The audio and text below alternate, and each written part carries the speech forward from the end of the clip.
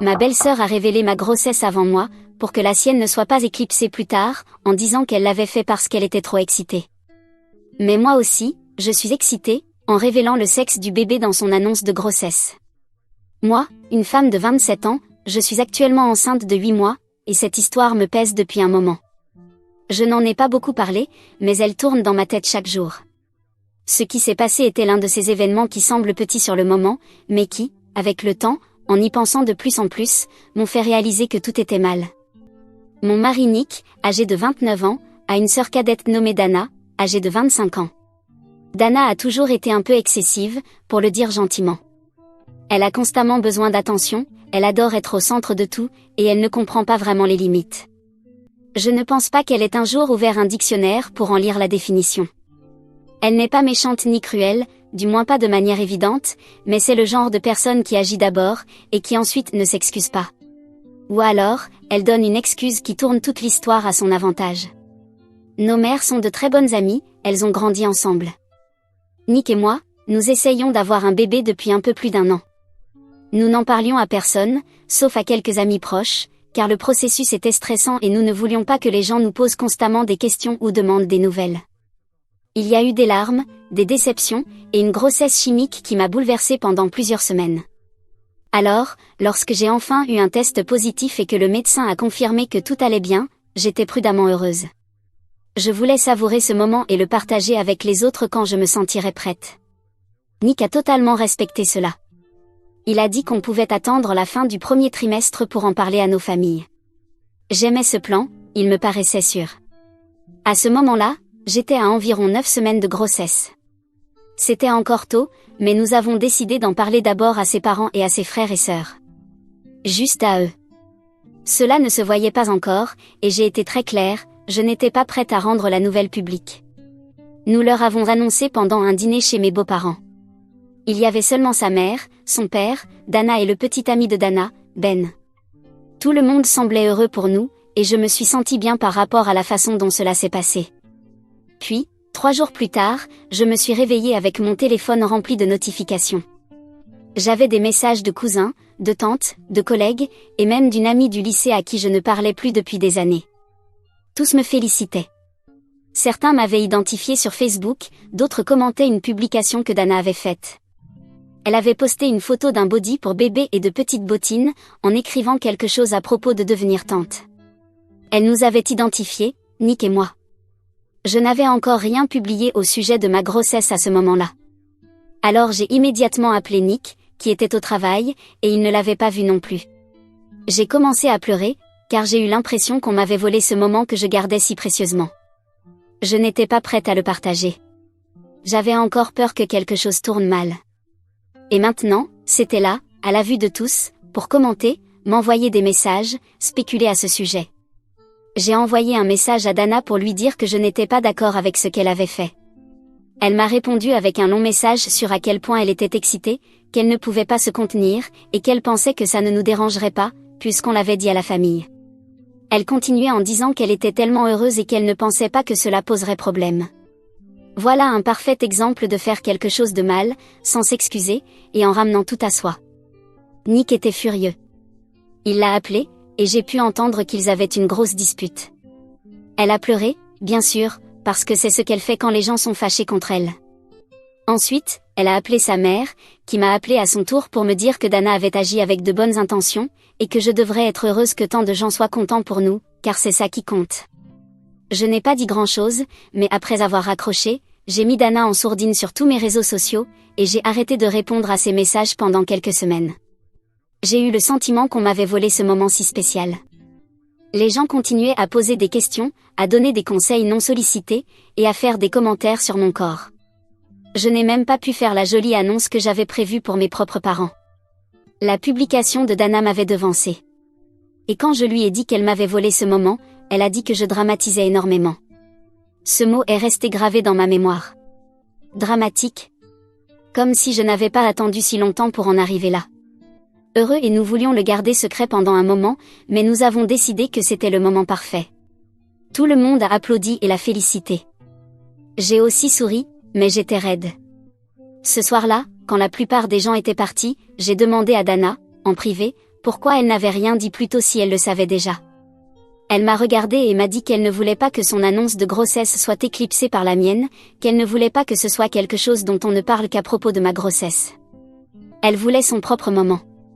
J'ai eu l'impression que mon cerveau faisait court-circuit. Elle ne voulait pas être éclipsée, alors elle a gardé sa grossesse secrète pendant des semaines, puis elle l'a annoncée au moment parfait pour attirer un maximum d'attention. Et elle a eu le culot de dire que j'étais dramatique parce que je voulais attendre avant de partager la mienne. Tout a commencé à faire sens pour moi.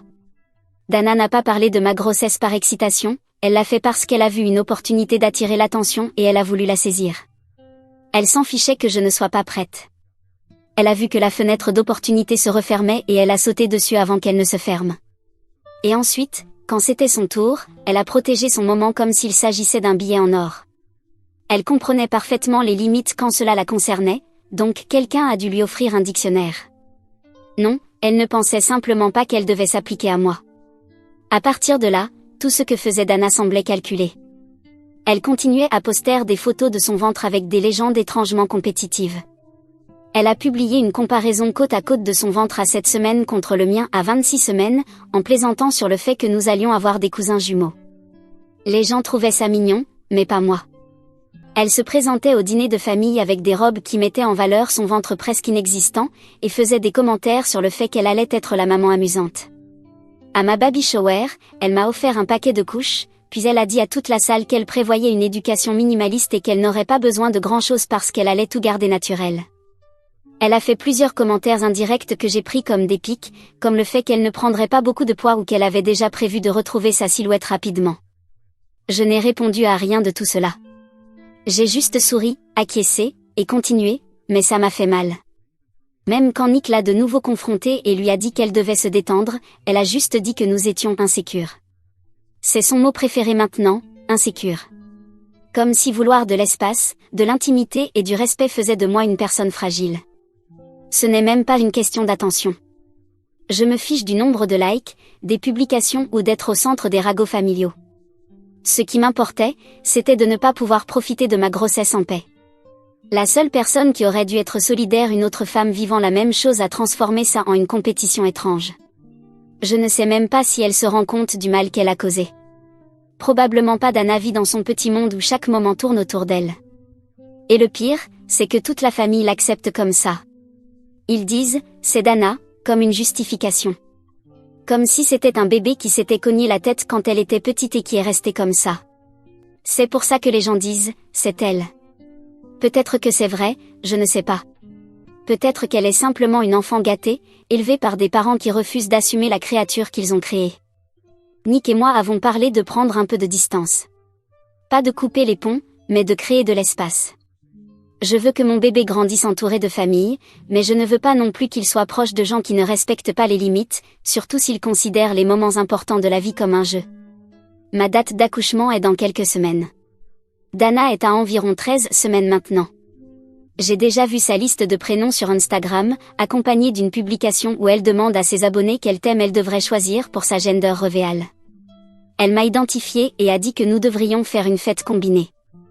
Je n'ai pas répondu.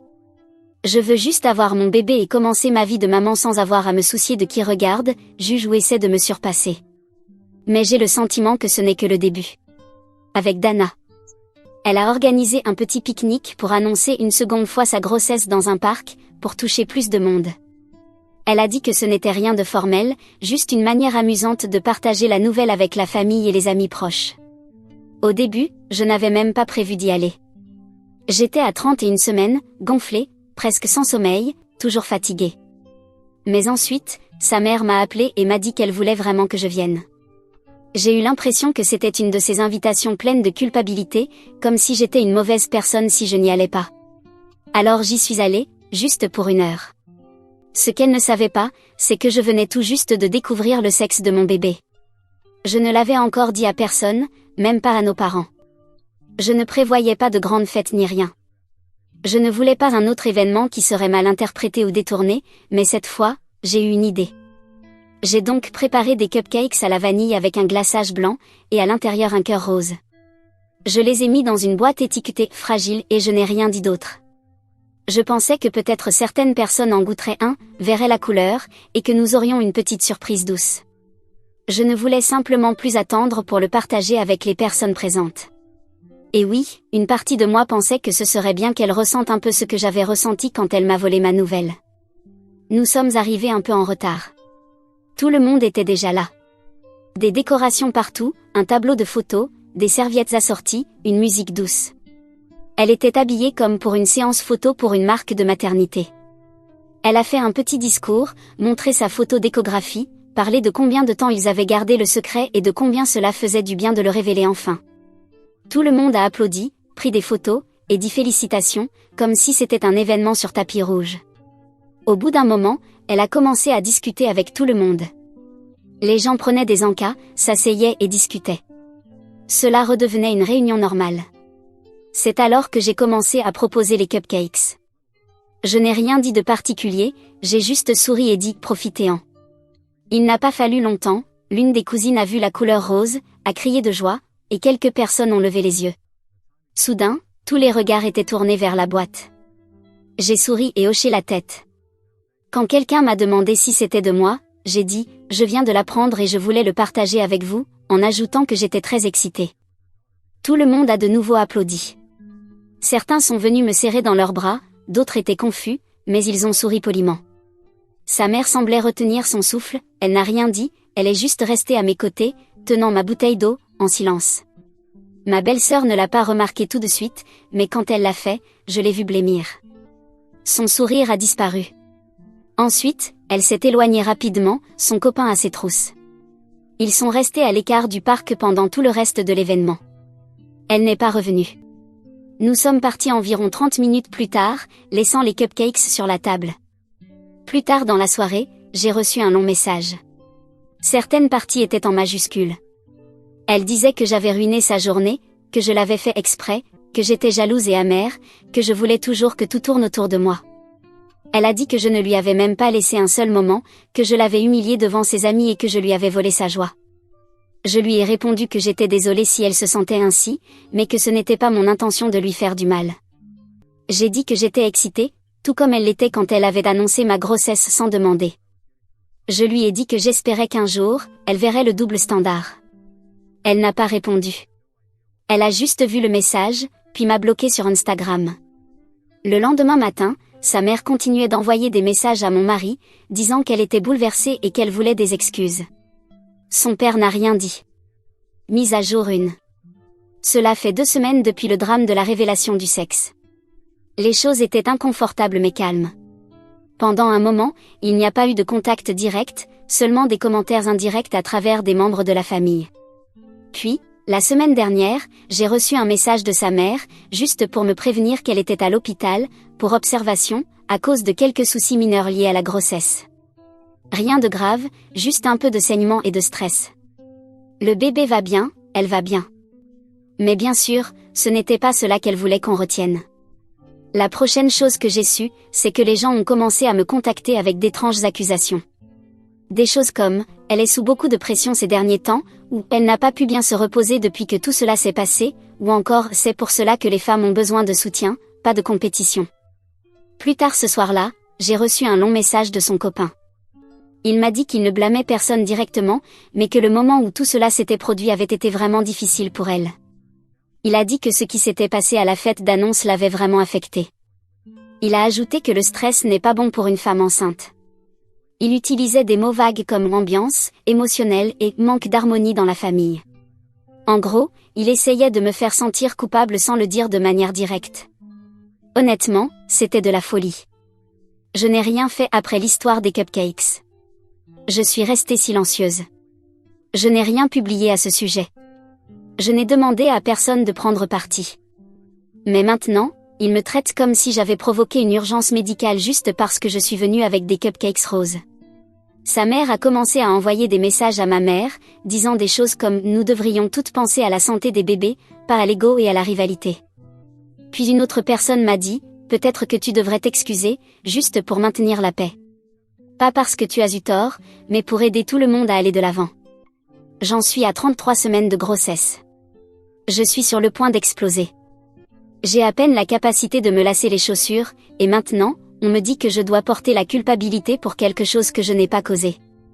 Lors d'un dîner familial récent, certaines personnes m'ont regardé de travers. Certaines ne m'ont même pas parlé. Une tante s'est approchée de mon mari et lui a demandé si j'étais devenue plus émotive ces derniers temps, comme si elle essayait de me diagnostiquer comme instable. Pendant ce temps, elle est restée chez elle et a publié une photo de son bracelet d'hôpital, avec une légende disant, essayant de surmonter tout cela. Tout cela me dérange, parce que j'ai traversé beaucoup de choses pour tomber enceinte, et elle n'a eu aucun problème à me causer du stress. Pas à cause de la révélation en soi, mais parce que je ne voulais pas tout dire à tout le monde avant que la grossesse soit plus avancée. Je n'ai reçu aucun message de sa part. Je trouve ironique que certaines personnes pensent que je devrais m'excuser, alors qu'elle ne l'a jamais fait. Et elle aurait eu toutes les raisons de le faire. Parce que ma grossesse était à risque, et pas la sienne. Si quelqu'un a mis sa grossesse en danger, c'est elle-même, en la transformant en une grande compétition. Maintenant, la famille prévoit une baby shower uniquement pour elle, pour lui remonter le moral. Et ils font déjà des commentaires sur le fait que tout le monde devrait se comporter du mieux possible et qu'on devrait éviter les surprises inutiles. Cette fois, je n'ai pas encore décidé si j'irai, honnêtement. Je veux juste profiter des dernières semaines de ma grossesse en paix. Mais cela ne semble pas possible quand quelqu'un continue à agir comme si ma simple existence lui faisait du mal. Mise à jour 2. Les invitations pour la baby shower sont parties il y a quelques jours. Elle a utilisé l'un de ces sites internet élégants pour faire des invitations en ligne et les a envoyées à toute la famille ainsi qu'à certains de nos amis communs. J'ai ouvert l'invitation en m'attendant à quelque chose de classique, un thème, un code vestimentaire, un lien vers une liste de naissance. Mais vers la fin de l'invitation, il y avait une ligne étrange, écrite en italique, qui disait quelque chose comme « Pour le confort de la future maman, cet événement sera sans enfants et sans femmes enceintes ». Un événement sans femmes enceintes, pour une baby shower ? Cela n'avait absolument aucun sens. J'ai envoyé un message à l'une de nos cousines pour lui demander si elle avait reçu la même chose. Elle l'avait reçue aussi. Elle pensait peut-être que c'était une invitation personnalisée pour moi. Elle a trouvé cela étrange également. Cette cousine n'est pas enceinte, donc elle n'y a pas prêté trop attention. Mais le message était clair, je n'étais pas la bienvenue. Personne d'autre dans la famille n'est enceinte en ce moment. C'était donc évidemment à mon sujet. Elle n'a pas mentionné mon nom, mais tout le monde savait. C'était sa façon de dire que je ne pouvais pas venir, sans le dire directement. Je suppose qu'elle pensait qu'en établissant une règle générale, cela semblerait comme une limite neutre et non une critique personnelle. Quelques heures plus tard, sa meilleure amie a publié une story sur les réseaux sociaux, disant que certaines personnes ne supportent tout simplement pas de ne pas être le centre de l'attention, et que les vraies reines protègent leur énergie pendant les moments spéciaux. Elle n'a mentionné aucun nom, mais le timing était trop bien calculé. Plus tard dans la journée, ma mère m'a appelé et m'a demandé si j'avais vu l'invitation. Je lui ai dit que oui. J'étais déjà bouleversée, mais j'essayais de rester neutre. Elle m'a dit qu'elle avait parlé avec elle à ce sujet. Et qu'elle avait prétendu que cela avait à voir avec son anxiété et son besoin de rester calme. Apparemment, voir d'autres femmes enceintes la rend nerveuse et la déconcentre. C'était son excuse. Elle a aussi dit à ma mère qu'elle ne voulait pas que les gens comparent les ventres ou posent des questions qui pourraient lui mettre la pression. Tout était censé être pour préserver sa paix intérieure ou quelque chose dans ce genre. Maintenant, je suis sûre que si je n'avais pas fait la révélation du sexe du bébé, rien de tout cela ne se serait produit. De plus en plus de membres de la famille ont commencé à me contacter en privé. Certains étaient confus, d'autres clairement gênés. Certains m'ont demandé si j'allais y aller. Je leur ai simplement dit que je n'étais pas invitée, c'est tout. Une personne a même envoyé un message à l'hôtesse pour demander si cette règle était sérieuse, et ils ont confirmé que oui. Apparemment, c'était une limite ferme pour protéger l'invité d'honneur. Le truc, c'est que je ne comptais même pas y aller. Je ne voulais pas être mêlée à plus de drames. Mais qu'on me dise que je ne peux pas venir parce que je suis enceinte, ça m'a affectée autrement. Comme si mon corps était maintenant une sorte de menace pour sa lumière. Comme si être enceinte en même temps qu'elle était un crime. C'est maintenant le nouveau sujet dans les discussions de famille. Les gens chuchotent, se demandent pourquoi elle agit ainsi. Certains membres de la famille ont discrètement décidé de ne pas y aller. D'autres iront, mais trouvent tout cela ridicule. Certains continuent de la soutenir et pensent qu'elle essaie seulement de protéger sa santé mentale. Je suis restée en retrait. Je n'ai rien répondu, rien commenté, rien publié. Je me concentre sur ma préparation pour l'arrivée du bébé. Mais oui, une partie de moi est fatiguée d'être toujours celle qui doit encaisser l'insulte et passer à autre chose. Si j'avais fait quelque chose comme ça, toute la famille m'aurait traîné dans la boue. Mise à jour 3. Le week-end dernier, la famille a organisé un brunch chez la tante de mon mari. C'était une petite réunion, principalement juste la famille proche. Elle était là avec son compagnon, assise en silence. Au début, je gardais mes distances, essayant d'éviter tout drame inutile, me concentrant sur le fait de rattraper un peu les nouvelles avec certaines personnes et manger quelque chose de correct, tout en essayant de maintenir mon corps très enceinte sur une chaise bien trop petite. Tout allait bien, jusqu'à ce qu'un des cousins mentionne un groupe de soutien pour parents auquel il s'était récemment inscrit, et à quel point cela lui avait été utile. D'une manière ou d'une autre, cela s'est transformé en une conversation sur le soutien postpartum, et à quel point il est important d'être là pour les nouvelles mamans. Ensuite, quelqu'un a évoqué le fait que certaines personnes dans la famille ne faisaient pas preuve de beaucoup d'empathie ces derniers temps. Personne n'a été visé directement, mais l'ambiance a changé très rapidement. Elle a levé les yeux au ciel et a marmonné quelque chose entre ses dents.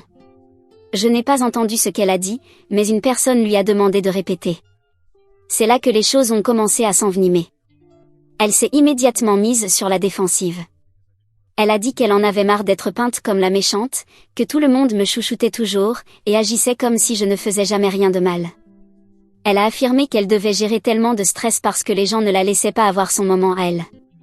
Certaines personnes semblaient mal à l'aise, quelques-unes ont essayé de changer de sujet, mais d'autres n'ont pas laissé passer. Elles l'ont regardée et lui ont dit qu'elle devait arrêter d'agir comme si tout le monde tournait autour de sa grossesse. Tout le monde savait qu'ils avaient essayé d'être gentils et compréhensifs, même quand elle se montrait passive-agressive, en excluant des gens et en ramenant toujours tout à elle. C'était ce que beaucoup d'entre nous pensaient depuis longtemps, mais nous étions trop polis pour le dire. Ils ont dit que ce n'était pas normal d'interdire à une autre femme enceinte de venir à une baby shower, surtout un membre de sa propre famille, juste pour se sentir plus spécial. Que lancer des pics en ligne, déformer le récit, et faire de chaque événement une compétition au lieu d'une célébration n'était pas seulement mesquin, mais aussi cruel. Et puis, le plus brutal, qu'elle agissait par jalousie, et que tout le monde pouvait le voir. Je n'ai pas dit un mot. Elle semblait complètement choquée, comme si personne ne lui avait jamais dit non de toute sa vie. Son copain avait l'air mal à l'aise, mais ne l'a pas défendu. Certaines personnes ont hoché la tête en silence. L'un de ses oncles a essayé d'apaiser les choses en disant que tout le monde était fatigué et émotif, mais cela n'a pas fonctionné. Elle a fini par partir plus tôt. Elle n'a pas dit au revoir ni donné d'excuses polies. Elle a juste attrapé son sac et est partie en trombe, suivie de son copain. Après son départ, l'énergie dans la pièce a changé. Quelques personnes sont venues me voir après, et m'ont dit qu'elles étaient contentes que quelqu'un ait enfin dit quelque chose, qu'elles avaient remarqué comment elle me traitait, et qu'elles ne trouvaient pas ça juste. J'ai simplement acquiescé et les ai remerciées. Je ne voulais pas raviver le feu. Plus tard dans la soirée, elle a fait une publication sur le fait que certaines personnes ne supportent pas de voir les autres heureux, et que certains membres de la famille étaient des serpents déguisés. Elle a eu quelques likes et commentaires de soutien de son cercle habituel, mais la majorité de la famille a ignoré la publication. Depuis, elle n'a contacté directement personne. Ma mère dit qu'elle est sûrement encore en colère et essaie de faire comme si elle avait été attaquée. Je ne lui ai pas parlé. Et je ne compte pas le faire de sitôt. Je suis occupée à me préparer pour le bébé. Et honnêtement, cela m'a apporté une certaine satisfaction de voir que quelqu'un lui ait enfin fait remarquer son comportement, après des mois de jeux étranges et de commentaires silencieux. Mise à jour 4. Presque 3 mois complets se sont écoulés depuis la dernière fois que j'ai publié, mais vous me pardonnerez, j'étais occupée à être maman. Ma fille est née forte et en bonne santé, et c'est la seule chose à laquelle mon esprit s'est consacré ces derniers mois. Tout le drame, les bêtises de ma belle-sœur, et toutes les choses qui se sont passées pendant ce temps sont passées au second plan. Mon esprit était en mode maman, et ma belle-sœur au 4e plan, voire encore plus loin. Mais croyez-moi, ma belle-sœur a continué à faire des bêtises. Elle n'a pas encore accouché, donc elle a encore du temps pour ses habituelles crises émotionnelles et ses appels à l'attention. Même si elle commence à se calmer un peu à mesure que son accouchement approche et qu'elle est plus gonflée. Au moins, elle a cessé de publier des photos ou autre chose, peut-être parce qu'elle se trouve énorme et que ce n'est plus aussi cool à montrer.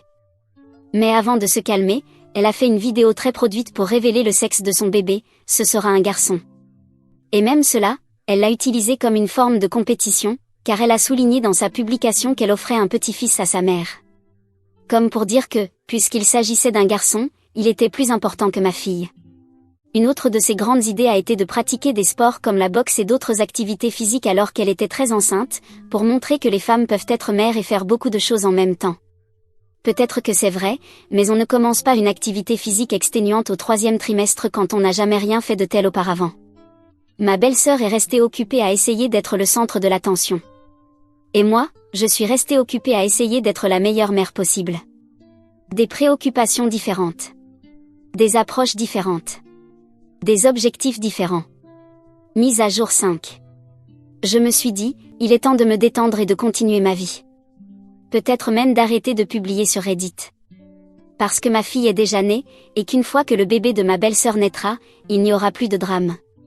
Personne ne m'avait prévenu que lorsque son bébé naîtrait, il y aurait encore plus de drame. Mais ce drame-ci est du genre bon drame. Celui qui ne me concerne pas directement et que je peux regarder de très loin. Mes enfants, vous aurez besoin de contexte pour comprendre, sinon cela n'aurait pas beaucoup de sens. Ma belle-sœur a la peau blanche, type caucasienne. Mais son petit ami, Ben, je ne sais pas pourquoi ils ne se sont jamais mariés, même en attendant un enfant vivait avec elle. Ben s'attendait à ce que leur enfant naisse avec un teint entre les deux. Mais le bébé est né encore plus blanc que ma belle-sœur. Bon, ce n'est pas difficile, le bébé n'a pas eu le temps de bronzer comme elle. Je ne sais pas s'il est possible que Ben soit quand même le père, mais cela a suffi à éveiller des soupçons chez lui. Cela l'a amené à demander un test de paternité, car il trouvait cela étrange. Et le résultat, la source de tout ce nouveau drame, c'est que le bébé n'est pas de lui. Ben ne s'est pas contenté de la mettre à la porte, maintenant ma belle-sœur vit chez ses parents. Il a aussi fait une publication en la mentionnant. Et contrairement aux publications passives-agressives de ma belle-sœur, où elle ne nomme personne ou insinue seulement certaines choses, sa publication à lui était directe et agressive.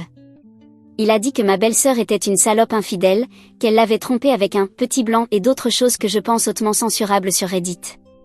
Il l'a traitée de raciste, disant qu'elle avait cherché à avoir un enfant avec un homme de sa propre couleur de peau. Et bien plus encore. Ce que j'ai trouvé le plus étrange, c'est de voir des membres de la famille liker sa publication. Ce n'était pas une publication du genre, nous avons décidé de mettre fin à notre relation après des années de bonheur, et nous voulons rester en bons termes. Non, c'était plutôt du genre, ma femme m'a trompé avec un nazi et qu'elle aille en enfer. Donc oui, il y a eu beaucoup de drames autour de ma belle-sœur et de la famille de mon mari. Mon mari n'a dit qu'une chose, j'en ai marre de ces conneries. Et il a bloqué sa sœur sur les réseaux sociaux. Moi, je suis restée à l'écart. Je ne veux pas être aspirée dans ce tourbillon de drames qui l'entoure. Mais honnêtement, parfois, je pense, tiens, voilà ton attention, salope. Et ça me fait sourire.